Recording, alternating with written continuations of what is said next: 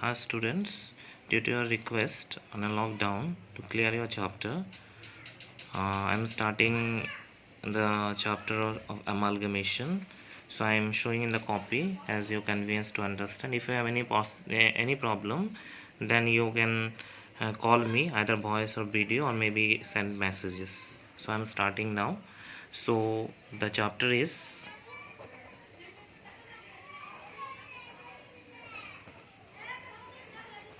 amalgamation of companies. So basically we have two companies, suppose A Limited and B Limited, and they want to amalgamate both and make a new company.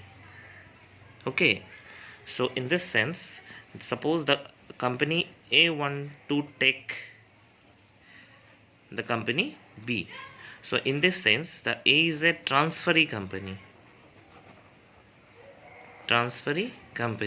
and B are known here transferor company.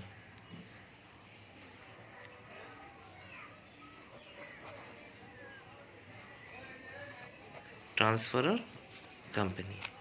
So in this sense, we have to prepare two books here, from the side of the transferee company and from the side of the transferor company. So basically in this chapter we have to prepare journal from both the side. Okay, and we have to prepare the balance sheet of transferring company after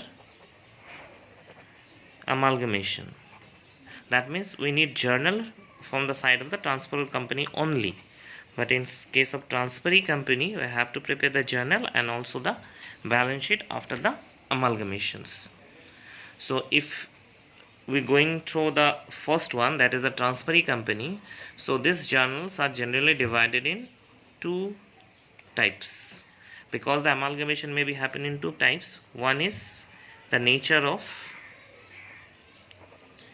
merger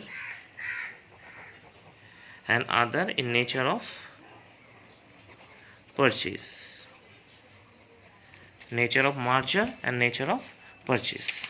So if we go through the mergers, then we have to giving the journal entries under pooling of interest method,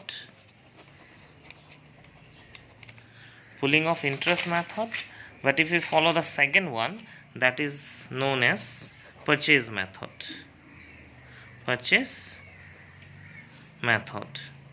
Okay, so again I repeat here. So amalgamation company, suppose we are taking the example of A Limited and B Limited. They want to get the amalgamated and making the new company. In this sense, the A Limited is known as transferee company and B Limited is known as transferor company. So in this chapter we need journal entries on both the side, transferee company and also the transferor company, and we need to prepare the balance sheet of the transferee company after the amalgamations. So the journal entries are first started from the transferee company, then we go to the transferor company. The first we have started the transferee company. So in this books we have two types of journal entries are given here, because they are taking the merger in nature of purchase, it may be in the nature of merger and purchase. So if from the merger you have a journal entries under pooling of interest method, and in the nature of purchase we are taking the purchase methods. So I am showing here the journal entries. So as compare the both the method, so we know the first method, that is pooling of interest method,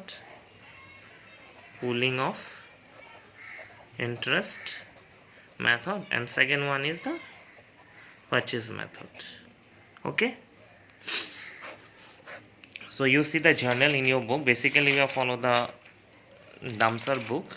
So you see the journal entries, the page number is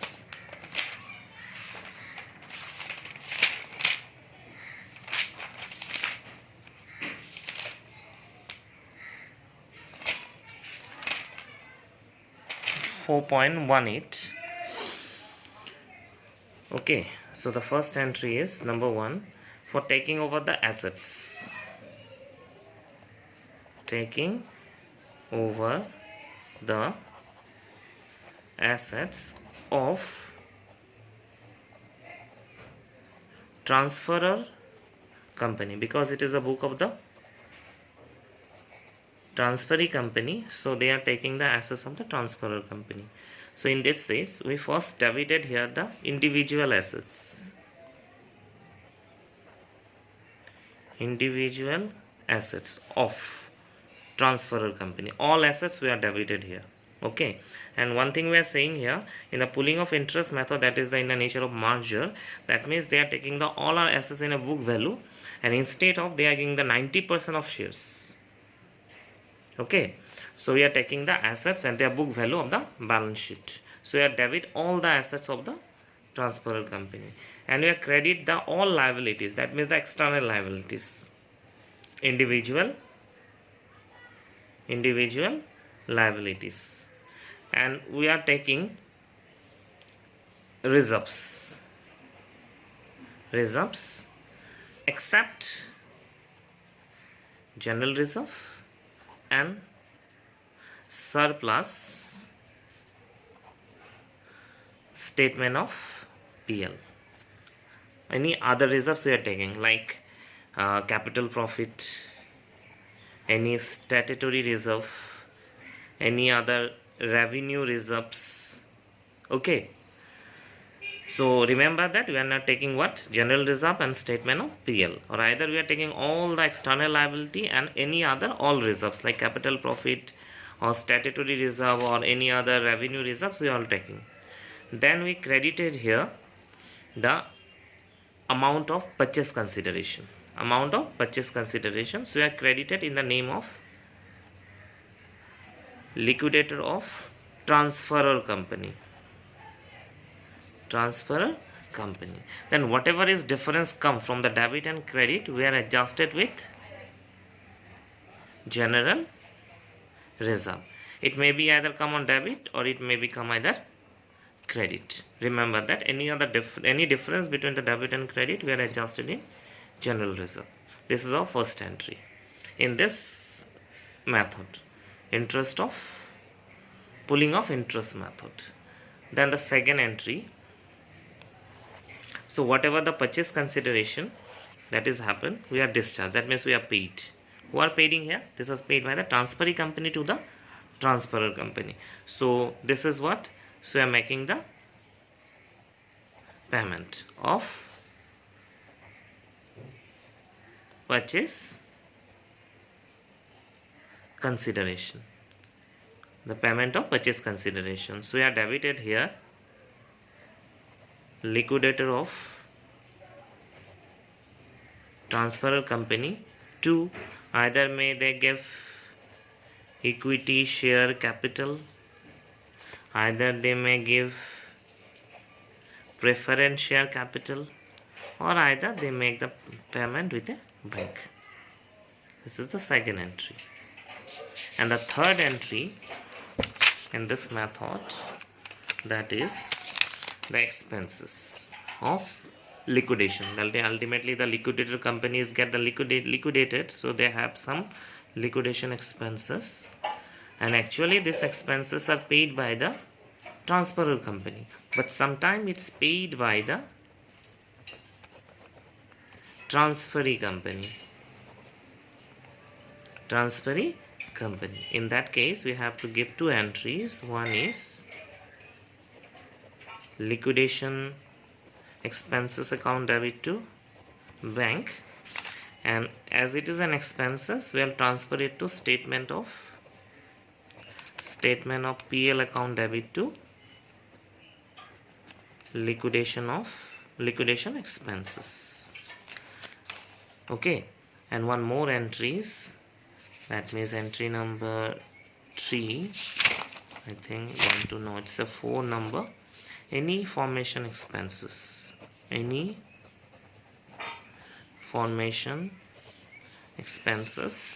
and for that entry, preliminary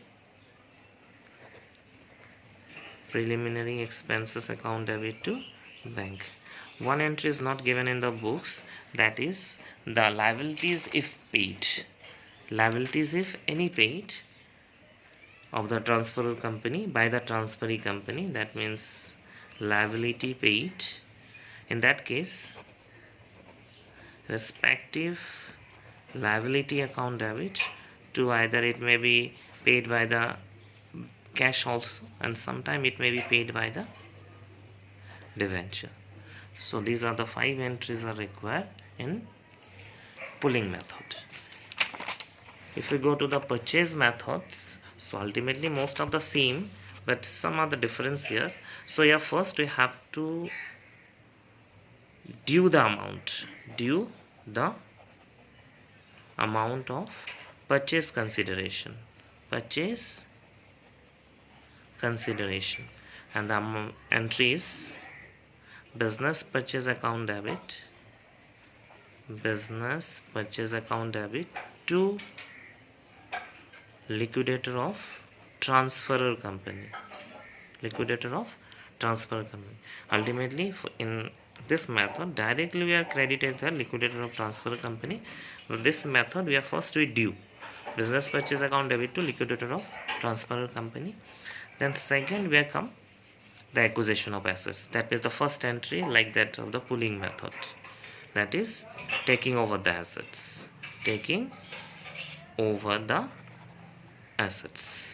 So ultimately the same, first we debited here the individual assets to individual liability.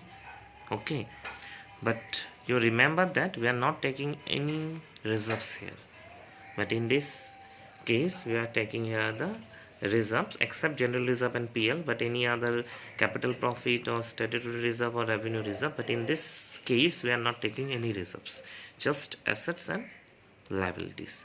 Then we are credited here the business purchase, that means consideration, business purchase.